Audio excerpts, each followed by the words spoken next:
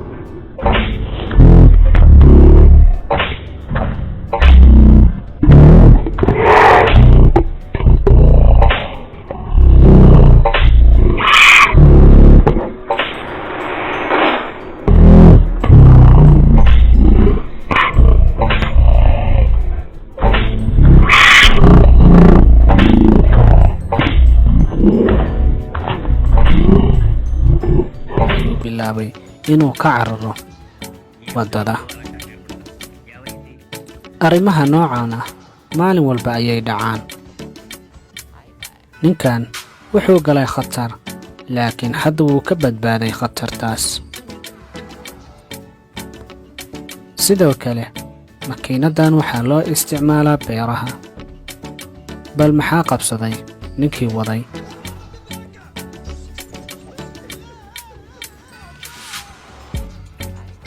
halis ayuu galay, laakiin ugu dambeyntii wuu ka badbaaday. gaarigan wuxuu ku socdaa xawaaro dheer, laakiin waxaa ka soo harbaxay cunug yar.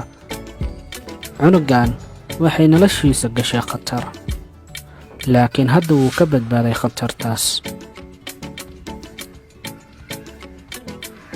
waxaa uu istaagay nin mootaalo ah, laakiin hooyadiisa ayay aragtay.